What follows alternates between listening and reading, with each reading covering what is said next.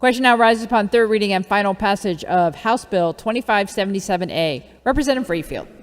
Thank you, Madam Speaker. Currently in our campaigns, clear lines are drawn from how money influences the election of our candidates. One moment, Representative. Can we keep the chatter a little lower? Thanks, everybody. Please continue. Thank you, Madam Speaker. Once candidates are elected, these are the folks that eventually make the decisions on policy. Currently, in our ethics laws regarding lobbying, we require clients to report how much money they are spending on lobbying activities. However, we do not require to report what bills these actual clients are lobbying on. That's what this bill addresses. The current bill before you will require lobbyists on their current quarterly reportings to report on what bills they are supporting, opposing, or seeking amendments, to clearly draw lines about how money is influencing the policy that is being passed in this building. The long-term vision of this bill would actually create a website where members of the public could go to this website. They could click on a bill. They would see every client and lobbyist who is actively supporting a bill. They would see every client and lobbyist who was actively opposing the bill. Again, increasing transparency to the process that we have here within this building. That's the bill that you have before you. The reason I'm very excited about this is I believe the public deserves to know about what is influencing the development of policy within this building. And I would urge an aye vote on this bill. Thank you, Madam Speaker. Thank you, Representative. Further discussion. Representative Kennemer. Thank you, Madam Speaker. Madam Speaker and members, I opposed this bill in committee, not because I'm opposed to transparency. In fact, quite the opposite. But because I would like to see meaningful transparency. And in my view, this bill fails to provide that very thing. I'm not sure what problem this bill is trying to solve because it will result in little helpful information and, I fear, lots of confusing and inaccurate information. The reporting requirements in this bill will flood the public with lists of positions from the lobby. And those positions of the lobby are subject to changing frequently as their clients change moment from moment. It seems to me the underlying assumption in the bill is that lobbyists are calling the shots around here and inappropriately feeding this mistaken notion that the legislature is beholden to the lobby and the campaign contributions. Also, I think there are legitimate concerns about the technology needed and the potential costs of these new mandates. Therefore, I urge a no vote. Thank you, Representative. Further discussion. Representative Meek. Madam Speaker, to the bill. To the bill. Madam Speaker, I rise today in support of House Bill 2577. As a country, we have a long history of creating public records, which has driven an expectation of government accountability and transparency.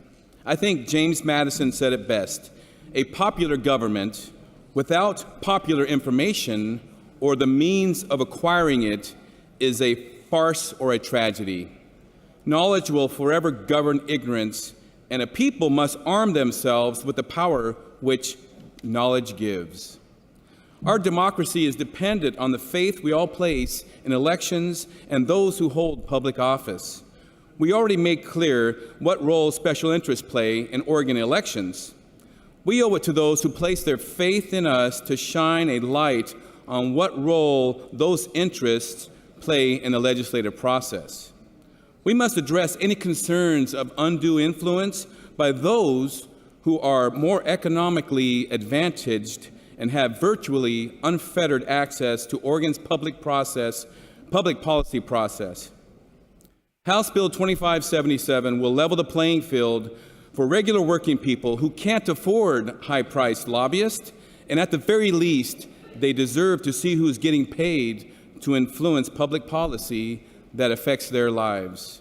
I support this bill because I believe it is the next logical step for this body to further build upon the good work which has been done around ethics reform and transparency.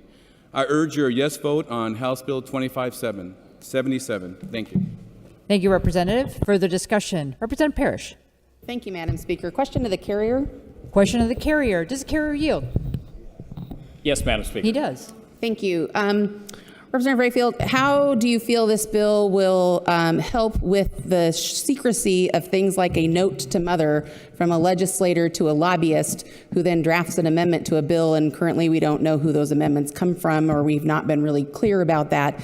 Will this bill help that? Will they actually have to, the lobbyist actually have to say, I went to Representative Parrish and asked for a note to mother to lobby on this bill? Madam Speaker, the current bill defines when a lobbyist is required to report that they are supporting, opposing, or seeking an amendment. So if a lobbyist meets the definition of actively lobbying on their next quarterly statement, they would then be required to either submit whether they were supporting, opposing, or seeking an amendment. That is how the bill currently operates. Follow-up. Does the carrier yield? Please, yes. He does. Representative Rayfield, in that process, as part of reporting that they are lobbying for a bill, would they have to be required to say, ask who they got the note from as part of transparency to the public? Madam Speaker, I don't think I quite understand the question. I will rephrase it. If a lobbyist says, I am lobbying on House Bill 2000, and I want an amendment to House Bill 2000, and they go to Representative, Sally Smith, and Sally gives them the note to mother, would that show up in their reporting under this bill? Madam Speaker, first of all, Representative Sally Smith does a wonderful job, and I want to give her all the credit that she is due. The second point in answer to your question would be is that if someone is seeking an amendment and they are actively lobbying on a bill, yes, under this bill it would show up. Follow up, I just want to be clear. Follow-up. They Does would the have carrier, to- excuse me, does Oh, the sorry. carrier yield? Yes, Madam Speaker. He does. So to be clear, they would have to say, I got a note from mother for lobbying on this bill from Sally Smith, legislator. That would be in the reporting. Madam Speaker, what would be in the reporting is what is in the bill, where a lobbyist is only required to say that they are supporting, opposing, or seeking an amendment. The language is very set forth very well in the actual bill. Thank you. To the bill. To the bill. Colleagues, I will go along with the charade of transparency that I believe this is, and no offense to anybody who drafted it, but if we're going to shield from the public how the lobby is lobbying us, which includes the fact that they can come to us and ask for an amendment to a bill and not tell the public which one of us gave that to them, then you really can't tie that back to campaign finance and the transparency of how money influences policy in this building. In another bill, there was testimony about the notion that there are 43 of the largest political action committees in this state that are shrouded from having to properly report to the public their money. And their money shows up in our PACs as miscellaneous, in their PACs as miscellaneous cash contributions. And some of those cash contributions can be for as much as $30,000, $40,000 in one transaction. So people like the Beaverton Teachers Association, the Farm Bureau PACs, the Electricians PACs. I mean, there's 43 of them. I could read them all. But the fact is, this bill doesn't actually get to the piece about, is there transparency when we say we're going to have lobbyists do all this? So I'll vote yes, because, I'm all about good transparency. But if we think that this bill gets us there, we're kind of kidding ourselves, because it doesn't address the issue of dark money in politics, which we currently allow in Oregon's law. $7 million in the last campaign year was marked as miscellaneous cash, and this bill doesn't require the lobbyist to actually say they got a note from mother to amend a bill as part of their reporting, and which one of us gave them that note. It's not part of the transparency. So if we're going to be serious about transparency, colleagues, I think we need to do it all the way. But in the meantime, I'll vote yes. Thank you, Representative. Further discussion? Seeing none, Representative Rayfield, would you like to close? Thank you, Madam Speaker. I want to thank everyone here for supporting this bill. This was not an easy bill when this got started, as I was the only one who was initially supporting this. The Capitol Club has opposed this bill, and we spent a lot of time talking to lobbyists in 6 other states. We talked to Secretary of State's offices how this bill should be implemented, and we tried to craft the best policy that we could, taking into account all the different variables that are going out there. Madam Speaker, I do feel that my character was impugned by saying what Representative Parrish said. I did not chime into the queue because I wanted to allow her the opportunity to speak, but I feel that on the record I needed to at least make that statement for the record. As well as a lot of the other statements that Ms. Parrish or Representative Parrish was saying were not necessarily germane. They were referencing bills that she had in rules. With all of that said, and respectfully, I do believe the public deserves this information. The public deserves to know what influences our decision-making in this building. Thank you, Madam Speaker. Thank you, Representative.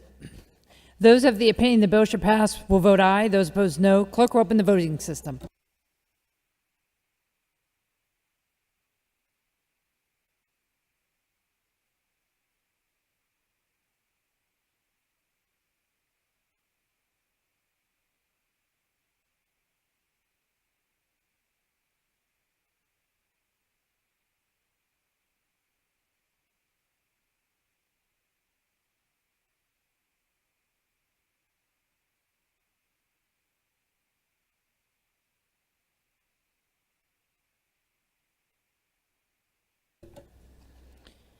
House Bill 2577A, having received a constitutional majority